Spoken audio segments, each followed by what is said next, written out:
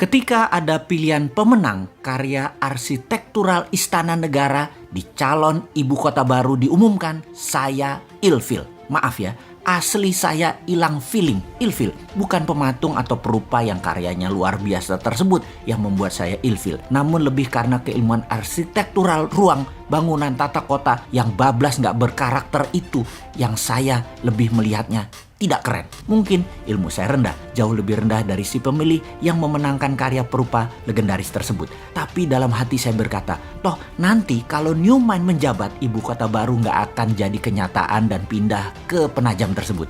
Terlalu mahal, tidak efisien, pemborosan, dan tidak berdampak dalam ekonomi makro dan mikro memindahkan pusat pemerintahan ke daerah baru yang virgin tersebut. Saking perawannya, sampai-sampai nggak ada sejarah napak tilas wilayah tersebut yang pas untuk storytelling ke anak cucu akan rencana ke depan pantas ibu kota pusat pemerintahan itu berada di lokasi Penajam tersebut. Kalaupun ada, perlu jangka yang sangat panjang, bahkan banyak pengamat pertahanan yang berkomentar bahwa lokasi tersebut tidak memiliki kelayakan untuk dibuat ibu kota negara superpower, menggeser pusat pemerintahan ke arah wilayah yang defenseless atau sulit dijaga karena banyak infrastruktur pertahanan dan keamanan yang belum siap, membuat berbahaya ibu kota berada di lokasi tersebut. Jadi pastinya karya arsitektural tadi nggak akan dilanjutkan oleh New Mind kalau nanti berkuasa. Bener deh, kalau hanya membangun komplek perkantoran mungkin desain tadi masuk, namun membangun ibu kota, masa kayak membangun kota Alam Sutra, Serpong, BSD, Pantai Indah Kapuk, gitu sih modelnya. Membangun pusat pemerintahan itu membangun Wakandanya Black Panther. Sekali lagi, Black Panther ya, bukan Blackpink. Bener deh, kalau New Mind pusat pemerintahan tetap di utara Jakarta, bekas tanah reklamasi. Sekalian buat benteng laut utara Jakarta. 5.000 hektar itu New Wakanda. Full teknologi, full digital, paperless, kontrol satelit, telekomunikasi jalur baru, e-rupiah, digital aset, dan banyak lagi ke depannya yang dunia pemerintahan butuhkan. The real e-government. Masa membangun ibu kota di abad 21 kayak membangun properti perumahan gitu sih? Hanya casing doang.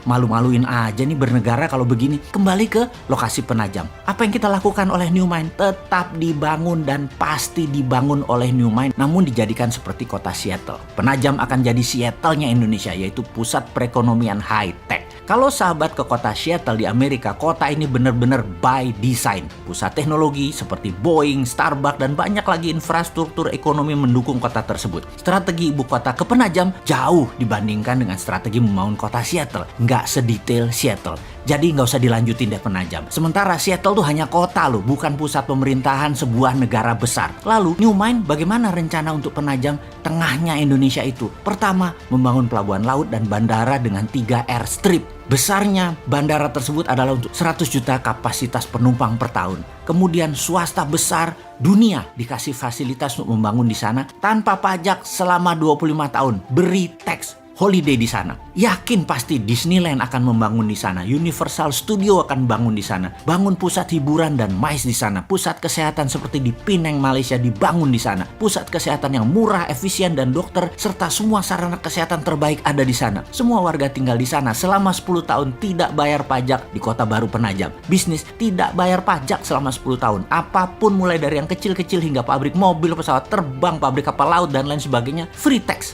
Berlaku e-rupiah di Penajam dan pendanaan lewat SWF e-rupiah printing money di Penajam. 2.000 triliun dibanjiri di Penajam dengan e-rupiah setiap tahunnya selama 15 tahun ke depan. Yakin pasti 2 juta populasi akan pindah dalam 5 tahun ini dan 10 juta populasi akan ada di 25 tahun dari sekarang. Indonesia di tahun 2045, Penajam adalah darlingnya Indonesia. Kemudian pusat pemerintahan di Pulau Reklamasi yang sekaligus membangun Great Giant Wall, dam laut untuk menahan banjir Jakarta serta pertahanan laut utara pusat pemerintahan tersebut. Di sana adalah e-government pertama di dunia dan e-rupiah pendanaannya. Aduh, jadi kangen masa depan.